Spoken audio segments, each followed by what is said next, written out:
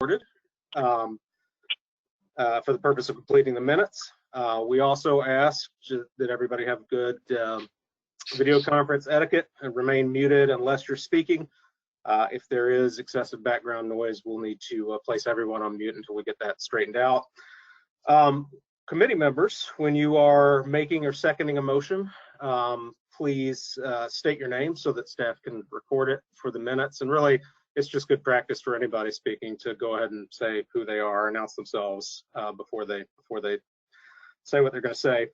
For members of the audience, if you wish to speak during the discussion of the agenda items or during public comment, either one, please let us know via the chat box, and if you would, please wait for us to announce you before speaking. And then for other questions in general, please use the chat box. Staff will be monitoring during that time. So if there's nothing else, then I think I'd like to move on to the approval of the minutes. All right, I hope everyone's had a chance to take a look at the minutes. Do I have a motion to approve the minutes of January 30th as presented? So moved by Shelkey. I'm sorry, who seconded that? Mayor Rockingham, a second. Okay. All in favor of approving the minutes, say aye. Aye. Aye. Any opposed? Okay, motion carries. Well, let's move on to the meat of the agenda. So we will be, like I said, moving the inclusive growth presentation forward now, and so that'll be Jane Grover. So as you know, there was an inclusive growth scoring element in the shared fund for the 2020 to 2024 program. And so because that was new for us, I think that we wanted to go back and review what we did to determine the degree to which it worked. And so that's what we'd like to walk through with you today and conclude that presentation with some questions to help us get some discussion around what we should do for the next STP program. So this evaluation actually this presentation has been given to two other CMAP committees previous to this, Housing and Community Development and Citizens Advisory Committee. We actually did that just before everybody had to go on quarantine. And so we're just now bringing it back to the Project Selection Committee for your discussion. So Jane, if you would like to get started on this presentation. Great. Thank you, Jesse. Thank you, by the way, for the agenda change, and apologies in advance that I won't be able to stay for the whole meeting.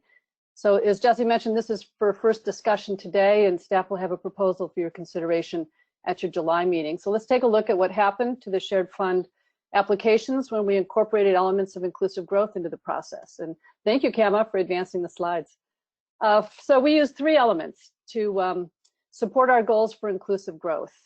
First, we scored projects for the benefits to disadvantaged persons, disadvantaged users, and in this context, that means non-white residents living below the poverty line. And second, as you know, we worked out a policy with IDOT to eliminate the requirement that lower capacity municipalities meet a 20% match requirement, local match requirement to fund projects, and allowed them to apply for 100% funding. And that 20% match requirement can be a significant obstacle for many municipalities. Third, we looked at another deterrent for applicants, and that's the requirements for some preliminary engineering for a project before applying, and that is often another big ticket item. And then finally, while the Surface Transportation Program hasn't traditionally funded transit projects, we've been able to do that now and reach projects into higher need communities. And as an example of that, the funding for accessibility improvements at the Austin stop on the CTA Green Line. So while we've made inclusive growth an explicit goal for this program, there are other important goals such as completing projects on time, funding projects completely rather than partially, and securing that local buy-in to stretch the regional dollar, which raises the question of whether these operational goals work against our inclusive growth priorities. So there are two criteria from this last round for which a lower capacity community might have been less able to score well. That is the local funding commitment and project readiness. That is the requirement for preliminary engineering. So to evaluate the program, we asked three questions. First, did the scoring for inclusive growth work? That is, did it affect the mix of projects that were selected? Second, we asked, did scoring for local financial commitments and project readiness work against our inclusive growth goals? And how did lower capacity communities fare? And third, how did our lower capacity communities respond when we eliminated the barriers of requirements for the local match and preliminary engineering? So let's take a look at the project scoring matrix. I hope you've all seen this before for the shared fund. On the left axis, as a reminder, are the 8 project types eligible for funding. The headings at the top show the major categories for scoring. And in yellow are our planning factors, which explicitly incorporate the goals and recommendations of the Onto 2050 regional plan. Now, not every planning factor is relevant to every type of project, but we did make inclusive growth a planning factor for every single project type. And in this ranking system, projects could score up to 100 points, 10 points of which would be attributable to inclusive growth. So to score a project for the inclusive growth factor, we figured out the percentage of transportation users who were non-white and living below the poverty level by modeling travel patterns to figure out where people were going to and coming from in the region. And we used that to estimate the demographics of those users on each part or link of the highway or transit system. Points were then awarded for projects in proportion to those percentages of non-whites below the poverty level. And just as a simple example, for a project to add lanes on a road estimated to have 20% non-white users who are below the poverty level, that expansion project would be awarded 6 points. So our scoring for inclusive growth did indeed have the targeted effect. Let's take a look. So here you see the distribution of inclusive growth scores in that last funding round. Half of the projects had marginal or no benefits to non-white travelers under the poverty line. But a relatively small number of projects did indeed get a bump of 6 to 10 points from adding inclusive growth as a criteria. So let's go a little deeper. So did adding inclusive growth for scoring projects actually change the project selection decisions? Another way of asking, what would have happened without the inclusive growth scoring? It's hard to answer that with any kind of accuracy because the project selection decisions flow from a more subjective committee process and aren't produced by an algorithm. But if we eliminated our inclusive growth scoring and followed all the other program scoring guidelines, it looks as if about $19 million would have shifted out of the program, and 2 projects worth about the same amount would have been included. So some of the projects that would not have been included in the program had we not had an inclusive growth criteria would have been the Joe Orr Road Extension in Linwood in South Cook County, the Cottage Grove Grade Separation Project in Dolton, and improvements to East New York Street in Aurora. So it's important to take note that the shift in projects out of the program would have led to a 21% reduction in the number of disadvantaged users benefiting from it.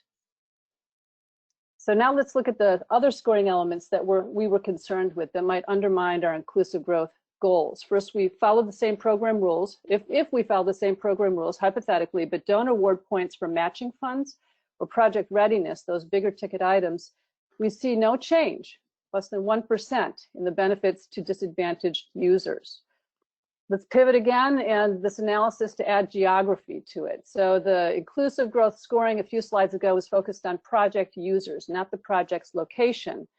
Well, we chose this person-based approach because it reflects the regional nature of our transportation system and travel patterns. A project can be located in one place but serve a much larger area. And it can sometimes serve very different people than those who live where the project is located. So we took a look at the project funding and what we consider what we call economically disconnected areas, the EDAs on this slide. And economically disconnected areas are places in our 7-county region with a concentration of either low-income households with a minority population or low-income households with limited English proficiency. So we totaled the funding that project sponsors requested for projects in economically disconnected areas, and it amounted to 24% of all project requests by cost, not by number of projects. The money awarded to those projects, however, was 27% of the funding, so economically disconnected areas were awarded 3% more than the requested amount. And that amounts to about a $7.6 million increase to projects in economically disconnected areas by including the inclusive growth elements in the project scoring. So what happened to project scoring when we eliminated a required local 20% funding match, specifically for what we call Cohort 4 municipalities. Now, Cohort 4 municipalities refers to our lowest capacity municipalities based upon their population, tax base, and household income, and they are highlighted on this map. Of the applicants in this last round of funding, 5 of the municipalities were eligible and 3 were awarded projects of the Cohort 4 municipalities. And for those municipalities, not having to satisfy a local funding requirement saved them $1.7 million. Looking at the next slide, for those Cohort 4 municipalities who were spared the expense of preliminary engineering, there were 4 applicants and 3 were awarded. So our goal in eliminating the requirements for local funding and engineering was to reduce the cost of participating and entice more applications from lower capacity communities. Did it work? Well, let's take a look here. 12% of all municipalities in our region applied for the shared fund, but they were edged by the 15% of Cohort 4 municipalities that applied. And how well did those applications do? Of all municipalities, 36% were successful and awarded funding, but half of all Cohort 4 municipalities succeeded in the application process. So it's pretty clear to us that incorporating scoring for inclusive growth did indeed make a difference. It changed the mix of projects included in the program, but without sacrificing other important criteria for local financial commitment and project readiness. And it's encouraging that lower capacity communities are applying for the funding at a higher rate, and their applications appear to be more successful. And all of that success, we hope, leads to encouraging more applications from our lower capacity communities. So that's the analysis of the last year's round of funding and incorporating inclusive growth criteria into the scoring. I'm going to give it back to Jesse, who I think will take you through a discussion about whether and how to tweak the scoring for the next call for projects. And again, this is for your discussion today, and staff will bring a proposal at your next meeting in July. Yeah, thank you, Jane. Thank you so much for that presentation. I am interested in any feedback from the committee as well as the audience on what you just heard. I think also, given that we are trying to get this program ready to go for the next cycle in January, I mean, the biggest question is, do we keep this the way it is, or do we modify it in some way? And so some of the next steps I think there are to discuss, do we increase the priority in scoring? It's a 10% bump currently for disadvantaged communities. Do we take it up a little bit further? I think a little later on in this agenda, Kama is going to be talking about some ways to free up some points still within that 100-point score based on moving project readiness, or actually inclusion and plans, moving inclusion and plans into an eligibility item and not something that's scored separately. So we may, I guess the short story here is that we may have some additional points to play around with. There are also other things to think about here. The current scoring is based on who uses the project, not so much what the project helps you to do, or helps the users to do. And so one thought here would be to maybe emphasize job access or access to other destinations rather than just who uses the project. So those are just two sort of discussion questions that we have. I think more generally, what else we can do in this program to promote inclusive growth is also something that we want to continue to do. As you know, inclusive growth directly comes out onto 2050 as a major priority. And from the get-go, with the discussion about what the future of the STP program would be, we had identified the need to make sure that we were taking care of have-not communities as we were shaping up this STP shared fund. So with that, I would turn it over to committee members for questions about the evaluation and comments about what these next steps might be.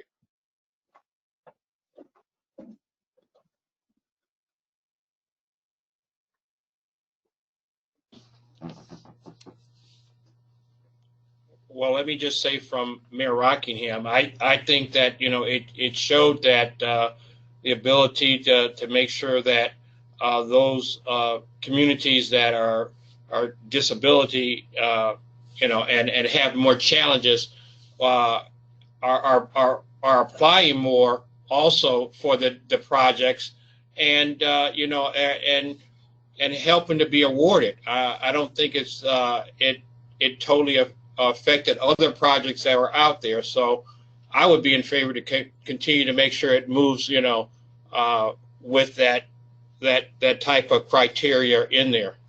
That's just kind of my take on it at that first look. Okay. Hi, Yeah. I'm sorry, this is Lori. I would say I agree with Mayor Rockingham, and I would just say we should just keep our eyes closely on projects as they come in to see if in fact more of the disadvantaged communities will start to apply more, and then whether or not they will have a high rate of, you know, not getting accepted or getting funded.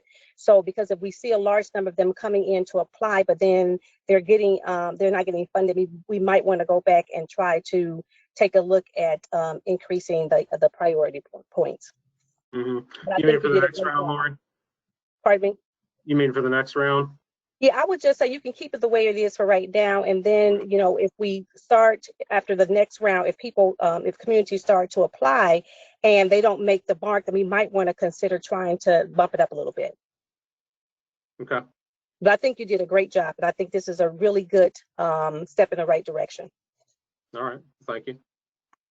Mayor Schielke here. I want to just join in on seconding what Mayor Rockingham has just said. I think the staff has done a very nice job of trying to put this together to kind of bring out into the open some of the kind of factors that were out there that we really didn't try to wrap our arms around as a region, and understanding the financial situations and other considerations that are found in 284 cities that make up our council here.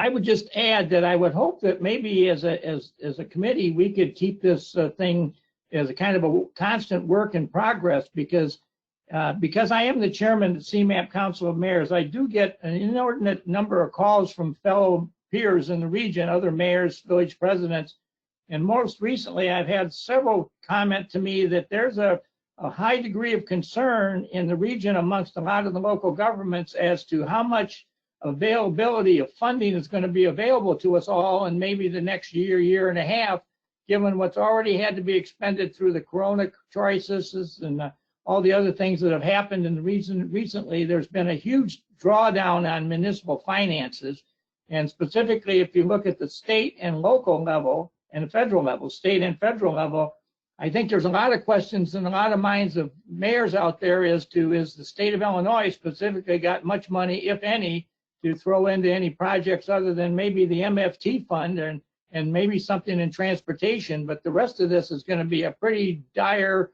straight out, non-productive time here in the near future as to new projects that any city or village is going to probably be able to put on the table and seek any funding other than what they may have for themselves. So I think this is a good exercise. I commend the staff for putting this together.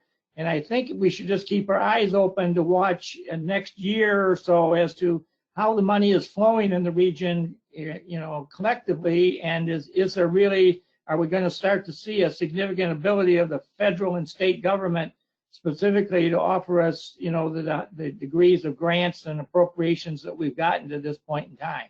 I raise that only from the perspective of reality, that I think it's a real consideration that's out there that all of us should be aware may be coming on to our table here in the relatively near future. Thank you. And Mayor Schielke, you raised some, I think, very good points about the near future of the state and local funding that we have to use. Anyone else on the committee have thoughts about any of this? I was just going to indicate, I think these are very encouraging results. You know, traditionally when we see these competitions, kind of those disconnected communities, disadvantaged areas, it's hard for them to even meet kind of that level, that proportion that they submit for, let alone in this case, there was a modest increase in awards. So I think that's a very positive first step. I think this is definitely a work in progress. I think there's definitely opportunities we can look at to continue to put our money where our mouth is when we talk about inclusive growth and our priorities. But again, encouraged by the results here on the first round. And Jane, I thought you did a great job presenting that. So very nicely done. Yeah, this is Kevin O'Malley with the City of Chicago. I just want to echo everything that's been said. I think it's great that we got a positive outcome from this, and I think we should commend ourselves for getting to that point. As far as going forward, I think we should just keep the conversation going, continuing on this. I think as CMAP staff develop more, analysis or tools to really get at how to analyze the benefactors of a project, and come up with, I'm looking at these two questions in front of me right now, and I actually don't know if I can answer either one right now, but I think they're both very interesting, because I think it's important to recognize that where the project is located doesn't always mean who benefits. And so as you at CMAP staff develop more ways to look at this, I think I'll be open to any kind of amendments or changes if it comes from a really good sound data point of view. Thanks, Kevin. Other voices on the committee? Well, we did get one comment in the chat box from Audrey at MPC, who says that it's worth noting that the bonus points that are part of this process, because as you remember, a project can actually get additional points beyond the 100 that come from the merit and need and readiness parts of the score. That can come from the councils essentially deciding what their highest priorities are, and that was the bonus point system. And so we get up to 25 bonus points, and her point is that exceeds the maximum inclusive growth score of 10. So the point is that the bonus points can potentially overwhelm the equity consideration. So the question is, should we evaluate the impact of bonus points on equity? I think more generally, as part of this process, we are going to be, as part of the process of getting ready for the next call for projects in January, we are going to be reviewing the bonus points and their effects on everything. Because I think that was for sure an X factor in the last round, and I think we just need to review how that happened and ensure that we want to find out if we want to keep the system the way it was. So that's a very good question. And I think, Kama, you might be able to share when we're scheduled to do that. I don't think it's in July, but it's either August or September. I've got too many screens going right now to have that up too. But it was in addition to needing to deal with your cat, right? Yes, I'm sorry about that. He's now been locked out of the room. Any other questions or comments from the audience?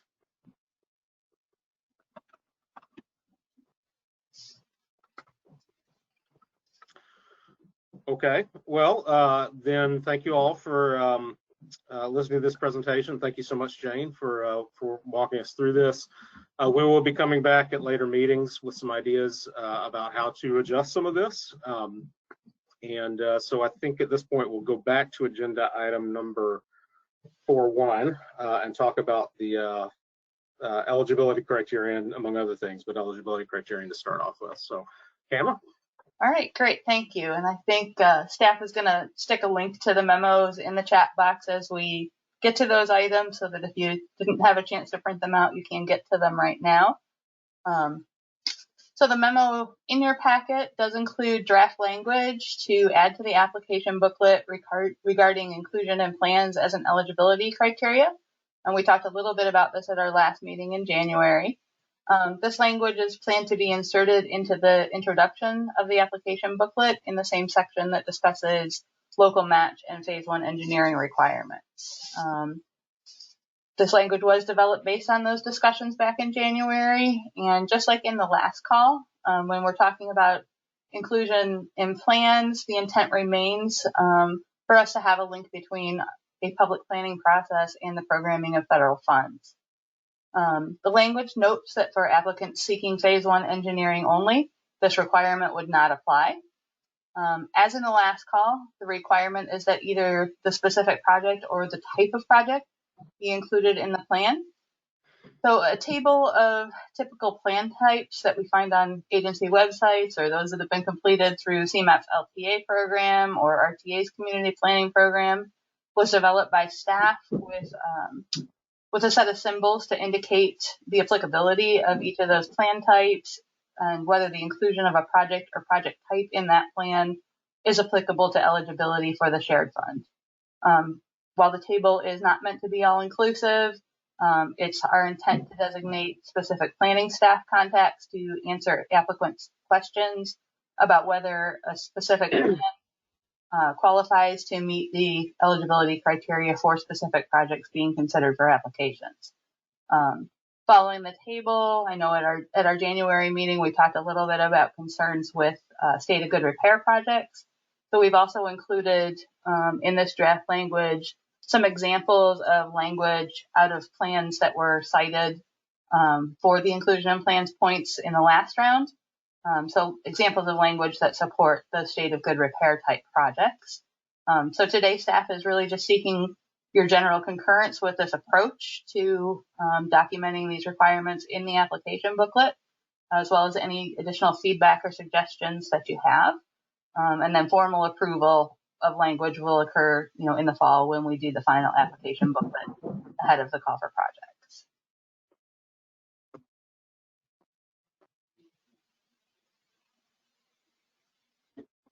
projects. Any feedback from the committee on what Cam has presented here?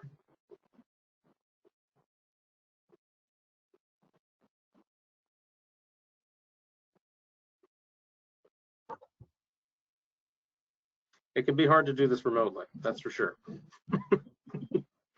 So, I mean, just to be clear, I mean, this is the draft language that we expect at this point to go into the booklet for the shared fund announcement.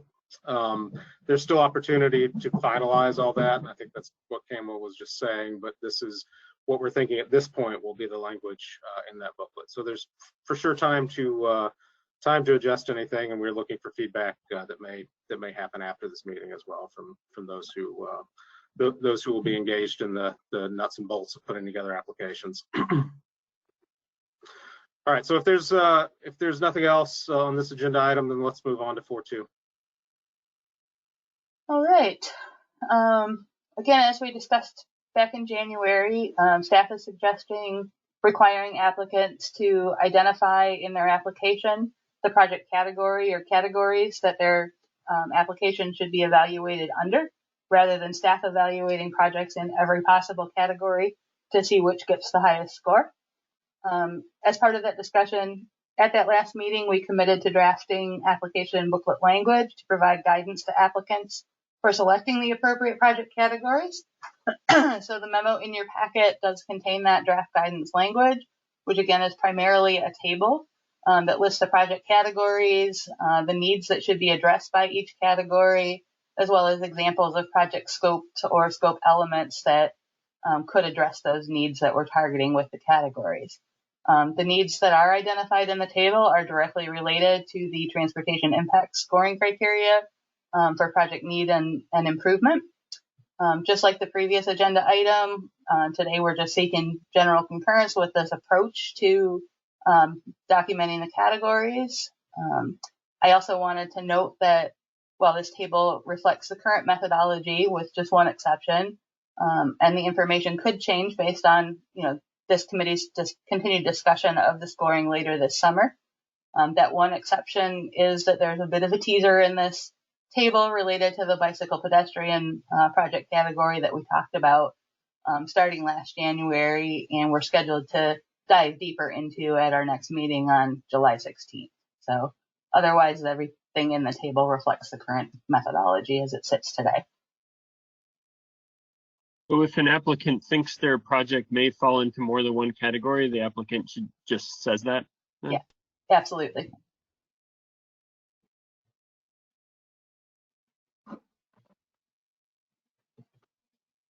Okay, other feedback on what you're seeing?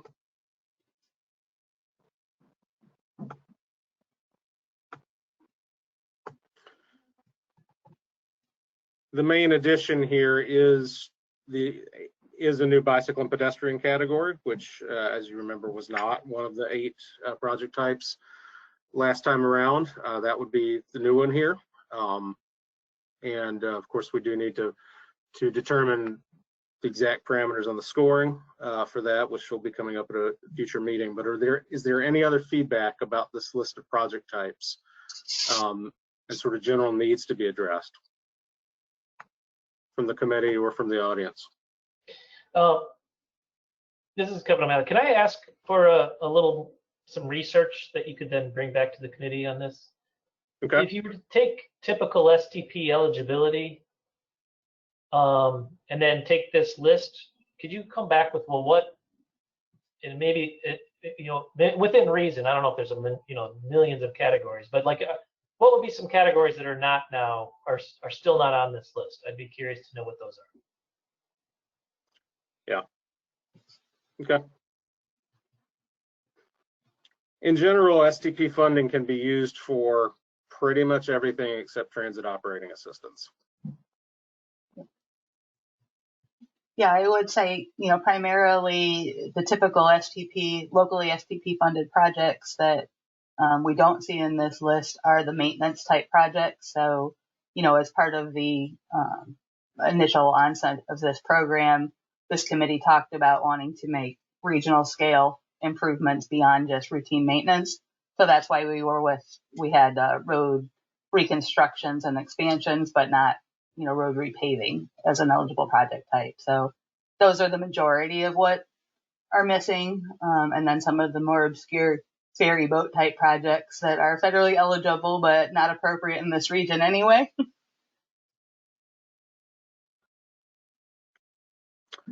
Okay, thank you. Sure.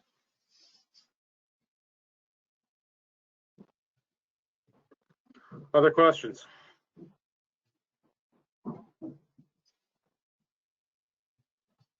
Okay, well, if not, look forward to getting something for your approval at a future meeting. Let's move on to item 4.3. All right, thank you again. During the development of the methodology back in 2018, this committee did have several discussions regarding appropriate scoring for engineering and right-of-way completion. The memo in our packet includes proposed modifications to the booklet in the project readiness section. And those are indicated in that memo in red underlined text. Of note was language that was added to note that IDOT review policies and how most applicants will not receive maximum points in this category, but that those that have met the milestones will be rewarded with points. Language and criteria was also added for transit projects that'll be processed through the FTA to establish a more clear way for these projects to receive points for meeting milestones that are similar to those for highway projects. And those criteria were developed in consultation with FTA. Following the release of the scores during the first call for projects, staff had received several questions from applicants regarding the financial commitment scores that were given. So while we're not proposing any changes to that actual methodology, we are proposing inserting the examples that are shown there at the end of the memo into the application booklet to more clearly illustrate how those points are calculated.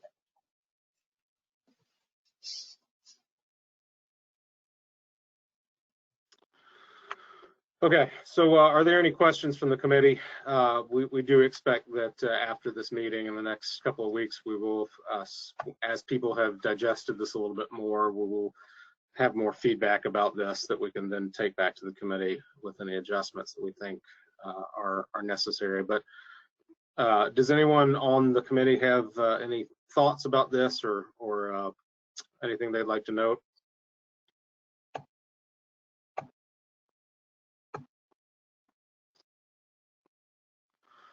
Okay. I think if Cam, if you didn't say it, I mean, I think that our attempt here to be clearer about what constitutes readiness or different levels of readiness was something that was directly brought up by this committee. Chad's not here with us today, I don't think. but this is definitely something that that IDOT, we want to work with IDOT on to make sure that it matches their process. Okay, so item. Hey, I'm sorry to interrupt. This is Daniel in DuPage. Can I ask a quick question about phase 2? So, Yes. just so I'm understanding, it seems like as a region, and IDOT has clarified that they won't move forward with phase 2 review unless there are federal funds attached. So by keeping 5 points for moving through the phase 2 process, the only way an applicant can have already moved through phase 2 is if they have another fund source attached. So isn't this almost giving 5 points or 2.5 points, basically as almost as a bonus to a project that has other fund sources attached to it? Daniel, I think in some ways, yes, it may be, but IDOT will review plans that are progressing along the federal process, even if those funds being used are local. I mean, most of the time you don't take local plans through IDOT if you're not going to use federal funds. And I wish Chad was here with us today, but again, kind of the early conversations of this committee were really about looking at readiness, as most folks are not going to meet the highest level of readiness criteria, but that those that have should be rewarded for it. So that's kind of where this language proposal came from in the first place. Okay. Thanks, Kama. First thing.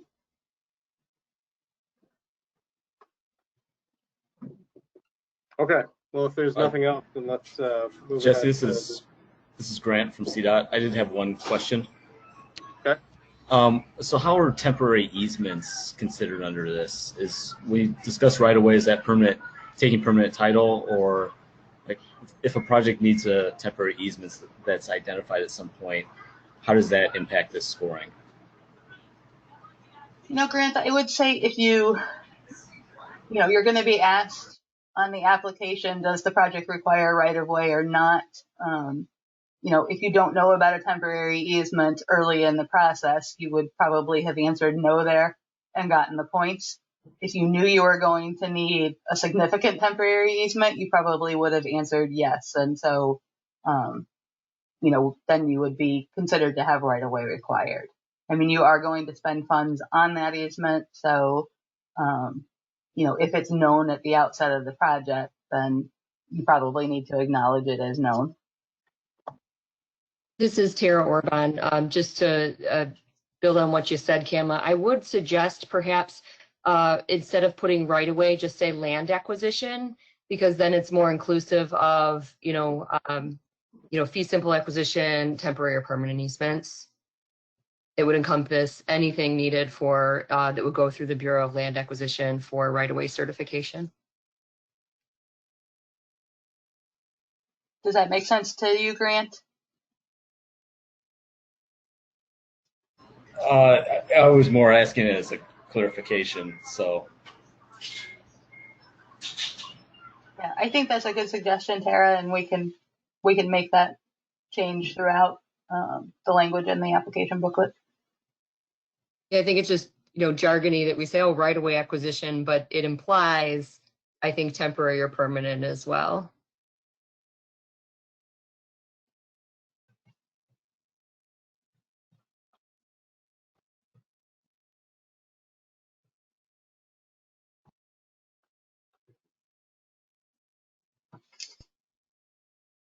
Okay. Any other feedback?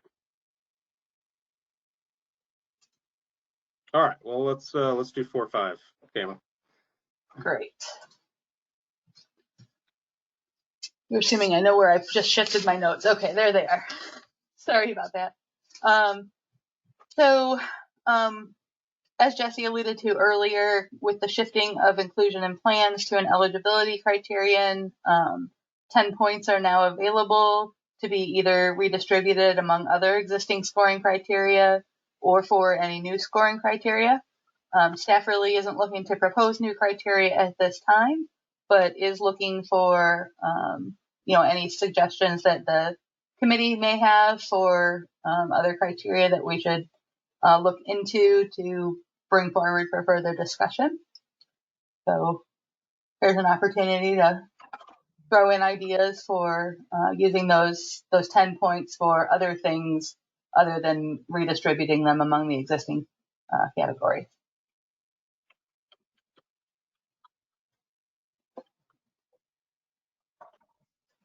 Other thoughts from the committee about this?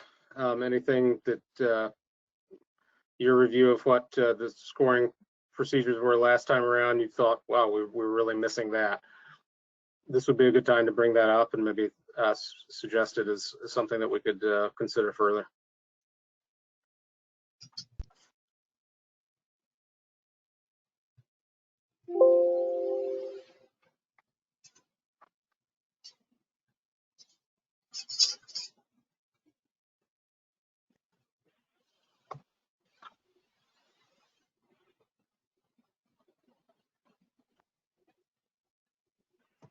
Anyone, if not on the committee, then is there any audience feedback on that question?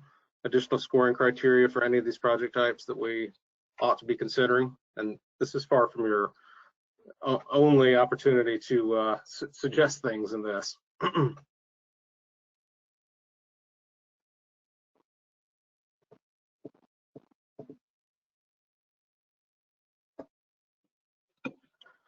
Okay. Well, if we do not, I just realized that I didn't actually address one of the questions that came in from the audience earlier, and that was actually under item 4.2 under project categories. So Dave Tomzik from PACE had asked if transit stations include bus stops because pedestrian access is also a concern. Should these be considered transit facilities? I think the way this was conceived, it was originally conceived of as stations, which would be rail stations. That doesn't necessarily mean that's the only way it could be thought of. The way we evaluate this is through the term score for condition. So the availability of term scores for bus stops and for pedestrian surroundings would be, I think, a question there. There's also the possibility that some of what you might want to do in this category could actually be covered under bus speed improvements, because it looks like you've, I'm talking to Dave now, it looks like you've asked a further question. For example, would pulse stations and transit centers be an item that would be eligible? So that's a bus speed improvement. And anything that's contributing to that project, including better pedestrian access immediately around the station, along with near level boarding and TSP and everything else that might be part of pulse, that could be an eligible item for sure.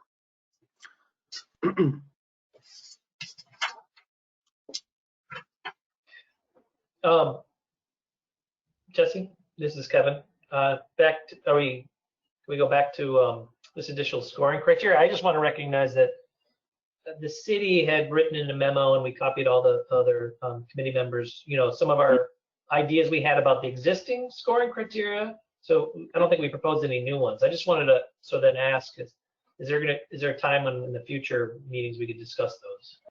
Yeah, so every single, all of your comments in that letter are going to be addressed at one or more of the meetings that we have upcoming, where we're trying to disassemble the scoring and make sure that we look at everything. Okay. So, for instance, you had comments about the bridge sufficiency score. We need to take a look at that when we're talking about bridges. Okay. That sticks out to me, but there were several others. Yeah.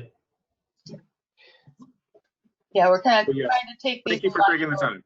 Yeah, so I guess in summary, we would sort of say we feel like we have the right criteria, but we'd like to talk about how those criteria are done. And so to answer the question here, I don't know if we have any additional scoring criteria to propose.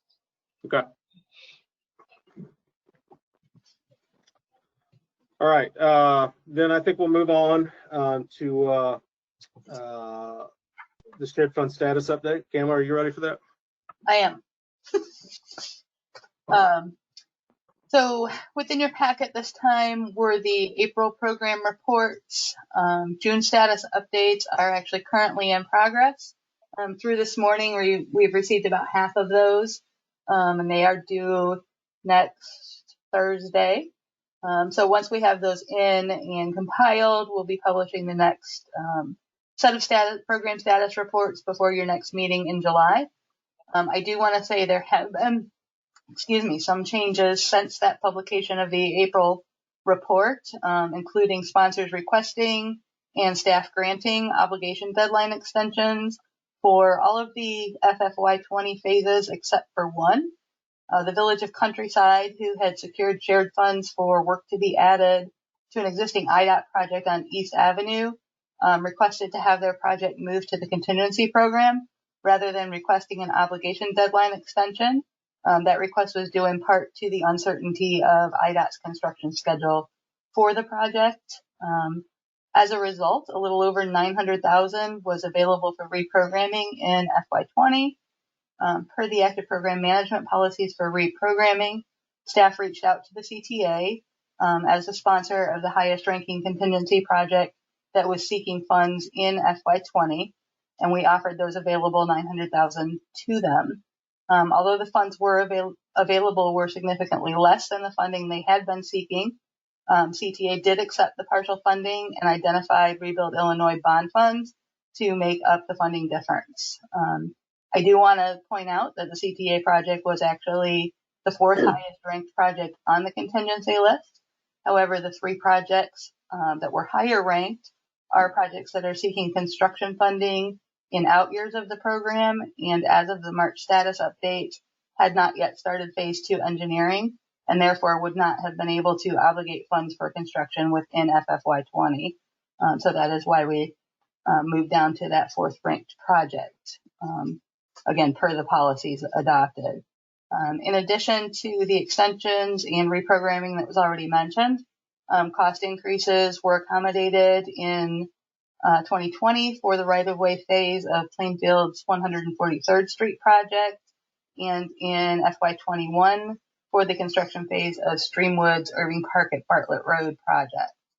Also, about $77,000 was moved from right-of-way in FY21 to phase 2 engineering in FY20 for Platts and Legal's work for Batavia's Prairie Street project. As you all know, Platts and Legals is typically a phase 2 activity, but it was mistakenly programmed with the right-of-way phase at the time of application for the shared funds. So with all of these active reprogramming actions at this point in time, there's no balance of funding in FFY20 to accommodate any additional cost increases, but there are modest unprogrammed balances remaining in the out years for other reprogramming to happen. So if there are questions on the status of projects or the actions taken, I'm happy to answer those. Questions for Kama?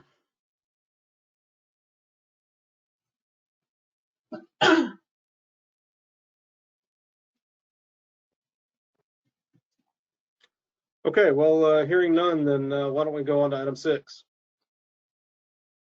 Great. Just wanted to give an update on the local program development. Nearly 375 applications were received by the councils and CDOT for the local programs over the last few months, and 95 projects throughout the region are being grandfathered into the new programs. Several of the councils, as well as CDOT's programs, are currently available for public comment, with the remainder scheduled for release in the next few weeks. These draft programs are available both on individual council websites as well as the CMAP website. The CMAP weekly update email contains an announcement of these comment periods, and CMAP has been making social media posts and issuing some targeted press releases announcing these opportunities for comment. So I just wanted to say, thanks to all of the councils and to CDOT. That is a great response rate on these local programs, and everybody got to go through that kind of program development process, and test out their methodology. So I think that, next summer, every council in the city are going to be having the same kind of conversations that this committee is having about the shared fund, about how to improve those local program methodologies. But it's definitely exciting to have them all out for public comment right now. So from what I've seen of the programs, we've got some good projects coming up throughout the region.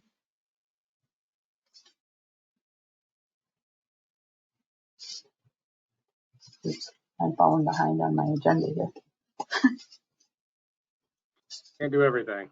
Well, you can do nearly everything, but not quite everything. Does anybody have any comments on the local program update from CAMA? I agree. I mean, it is. It's great to see all these programs get developed and then all be out for public comment at once. I mean, I think it's the sort of unified approach to putting these out there and then allowing for conversations to adjust and the scoring system and whatever other parameters of the programs you have. It'll be a good thing to be able to look at that again next year to see what's successful and what needs improvement, just like we're doing now. So let's go on to other business. Is there anything else that anybody wants to bring up for the good of the order? Okay, well, I'll move on to public comment. We didn't receive any comments prior to the meeting. If anybody in the audience today would like to give a public comment, if you could, please type it into the chat box so we know, and we'll wait for you to, and then if you would wait for us to announce you. I'll give you just a second on that.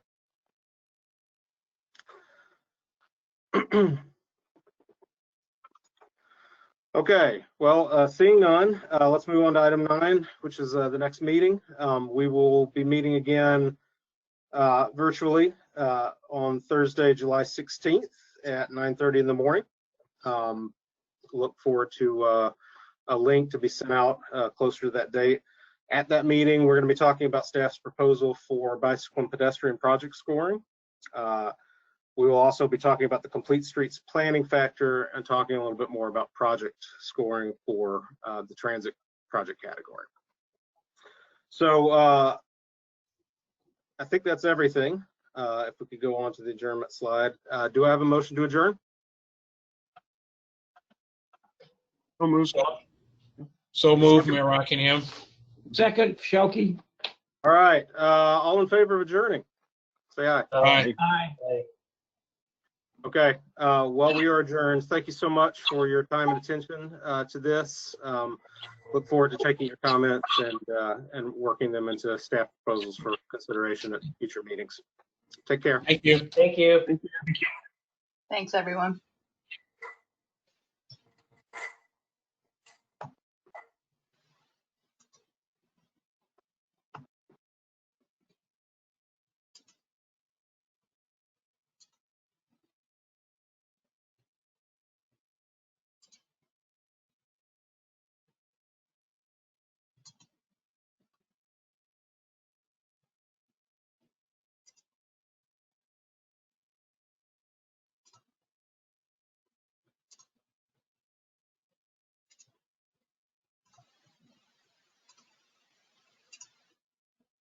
Just me and you.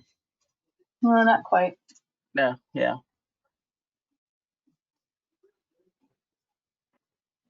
Just you, me, Doug, and Donovan now.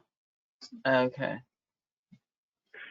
FYI, I forgot to hit record until 2.0.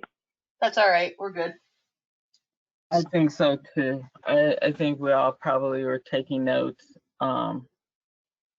as we were going.